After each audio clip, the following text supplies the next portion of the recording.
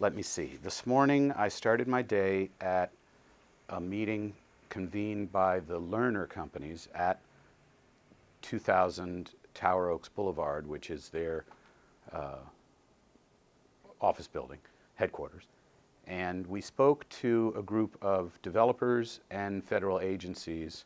The purpose of the meeting was to talk about how bus rapid transit will be important for federal agencies.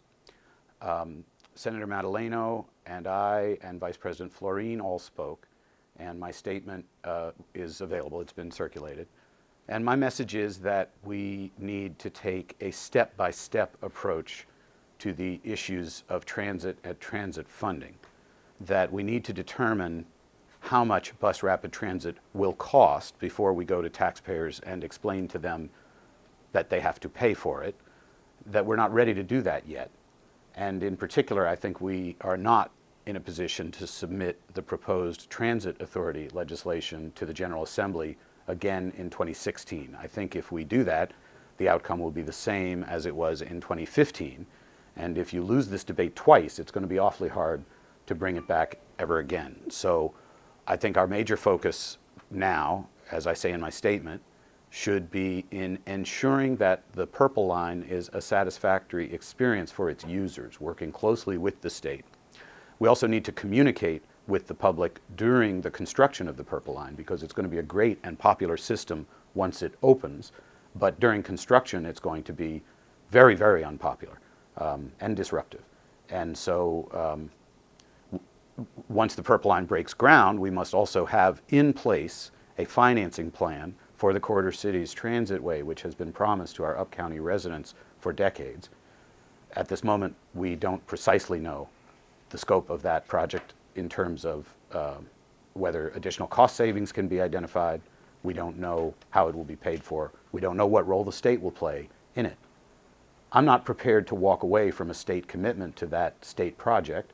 If this governor doesn't commit to it, then it'll be an issue in the 2018 election. And then we also should pursue the studies that are now underway regarding bus rapid transit on Route 29, Route 355, and Veers Mill Road.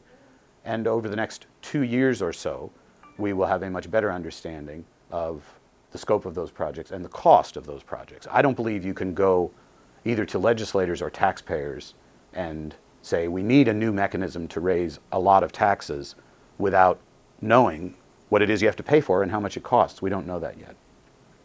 So that's all in my message. Last week, we had a very successful town hall meeting here in this building for clergy and faith leaders. About 150 leaders from the clergy and faith communities attended the town hall. This was, as far as I know, the second time the county council had had a town hall meeting specifically for clergy. The last time it was done was in 2006. A wide range of issues came up, including regulatory burdens faced by places of worship, challenges in finding appropriate and affordable public use space to worship, and the need for more affordable housing. Strong concern from pastors, ministers, and clergymen on that topic. The Pesticide Bill came out of the T&E committee substantially changed, and I can answer questions about that if you all want to talk with me about that. And then finally, the last thing I'd like to speak to is a trip that I will be taking in early November, along with the county executive. We'll be returning to the Department of Morazan, El Salvador. This is the second visit of the Sister Cities delegation. I attended the first visit in 2011, and I'll be attending the second visit in 2015. I'm hoping to raise resources from Montgomery County to assist the hospital in San Francisco Gotera, which has a standard of care far below, I think, what any of us would want for our families. And so I'm reaching out tonight at the Healthy Montgomery Steering Committee, which I co-chair, to our public health community, hospitals, and other health providers to ask for medical equipment and funds to bring up the standard of care at the hospital in San Francisco Gotera in Morazan, El Salvador. And I have information, I have the memorandum that I'm distributing tonight to the Healthy Montgomery Steering Committee, which provides more information about the needs of the hospital. So I'll pause and take any questions that you may have. Can I get your feelings on the changes to the pesticide bill? Can you just tick them off briefly? What changed Yes, from the committee? Sure. So The committee recommendation would not prohibit the use of toxic chemicals on people's lawns. Instead, the committee version would say that a homeowner must sign a disclosure form if a lawn service company intends to use toxic chemicals. It also does not prohibit the use of pesticides on parks and playing fields, and the Parks Department is working on a pilot program for playing fields, which was the best thing we'd heard from the Parks Department on this topic. And I think the committee bill would give much more latitude to the Parks Department to determine what it can do to maintain playability of fields. My feelings about the committee recommendation is that I think we can do much better. And I'm hoping that we will have the votes in the full county council to bring an end to the use of these chemicals for purposes for which they're not needed. And I'm working with council members to figure out what's the strongest bill that we can get a majority of council members to vote for. And I'm optimistic that we will get a bill that is stronger than the bill adopted in the T&E committee. Do you think the committee changes basically gut what you were trying to accomplish? Well, actually, I think the committee bill is a substantial step forward from where we are today.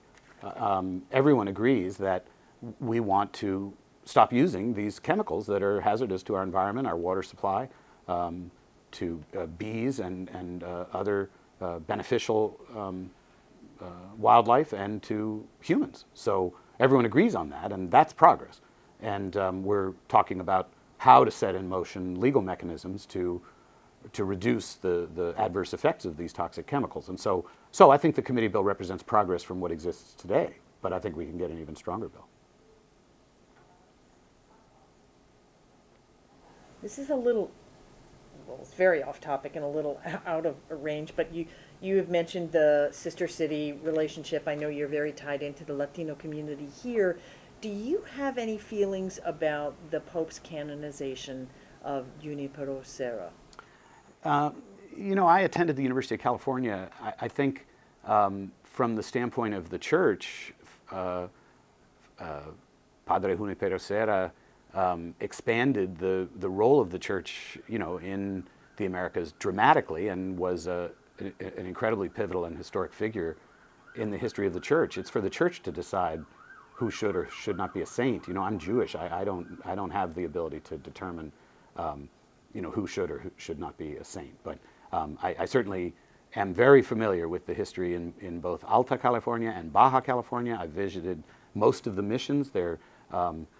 It's enormously interesting history. It's also enormously interesting to remember how much of the United States was part of Mexico, as we now discuss how to keep Mexicans out of the United States. So many Mexicans have been U.S. citizens before there ever was, before those parts of the U.S. were the U.S. So we've always had a close and warm neighborly relationship with Mexico, with some conflicts and some disagreements, but the history is important to understand. And particularly in those states which were once part of Mexico, it's important to keep that in mind and remember that. It's not a recent development that we live right next door to Mexico, and that we need to figure out the most productive way to be allies and neighbors and trading partners. And other than outside of that, what is the mood of, again, the Latino community members that you're in touch with about the Pope's visit? I think everyone is thrilled that the Pope is coming here, and this Pope is a transformational figure who's bringing the world closer to peace. I think everyone I know, Catholic and non-Catholic, is motivated and inspired to follow him and understand the changes that he proposes to bring about, and there's just tremendous love and affection and excitement about his visit. Can you talk about the Pope's visit on Montgomery County, the impact, and do you plan to attend the Pope's Mass? I am attending the Pope's Mass on Wednesday, and I'm enormously honored to have been offered the opportunity and very grateful. And I know that in the District of Columbia, traffic will be severe, and that people are urged to give themselves a lot of time to avoid driving in the District of Columbia if they can avoid it. Metro, let's hope, is prepared to handle the extra load. Individuals are encouraged to buy their smart cards and put money on them now, like today, so that when they need to use them Tuesday, Wednesday, Thursday during the pendency of the Pope's visit, they won't cause traffic jams, filling them up. So I think individuals are urged to be prudent. I'm not aware that the traffic impact will be severe in Montgomery County. I think the traffic impact will be most severe in those parts of the District of Columbia where the Pope will actually be. But if Montgomery County residents plan to use Metro, they should plan ahead. They should give themselves lots of time. And if they work in the District of Columbia, they might want to consider, as federal agencies are urging them to do, consider teleworking during the time of the Pope's visit. I'm not especially worried about traffic backups out as far as this in Montgomery County, but I hope the Metro system is well prepared. Any news on White Flint, the plan, the sector plan? Is there anything, and forgive me because I've been out for a couple of weeks, but. The White Flint sector plan? White Flint, yeah. Is there anything new on the development? Well, a court ruled in favor of Lord and Taylor a few months ago. Is that what you're asking about? Is there anything further, anything? I'm not aware of any news in that department since that court decision. Have you received any briefings about the government shutdown? Have you heard anything about a potential impact? I haven't heard any more than you have. I mean, nothing more than what the media is reporting. I mean, there appear to be a bunch of elected officials in Congress who want to do damage to the government that they got elected to participate in, and it would be, I don't remember off the top of my head the dollar impact of the last government shutdown, but it had an effect on Montgomery County. It had an effect on our revenue, and it's negative. It's all negative. There's no upside to shutting down the government. It's foolish. It's really just shocking that responsible elected officials would even consider it. And of course, the misinformation that's being distributed about Planned Parenthood is just false. So there's no basis whatsoever to shut the government down, and no responsible elected official should be considering it. It's just so wrong. And do you have any update on the Confederate Monument? Has there? I know the Rockville Historic District Correct. Commission voted that it can be removed. Correct. What happens now? Well, the county executive has made it clear it's his decision, and that's fine. It's his decision. So the Rockville Historic Commission agreed that it could be moved and that it should stay in the city of Rockville. Our staff assembled a group of community stakeholders that proposed several different options. We got feedback on those options. We released the numbers on those. The preponderance of folks who said it should be moved said that it should be moved to the Bell Dawson House here in Rockville. But it's the county executive who will make the decision. So. And no timeline for that, as far as you know? I am not privy to his thinking as to when he will make that decision. It's his decision.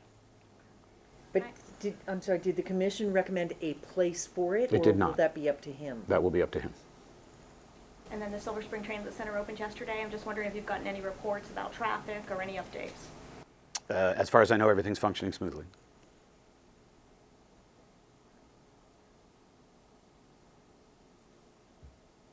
Okay? All righty, good. Nice to see everybody.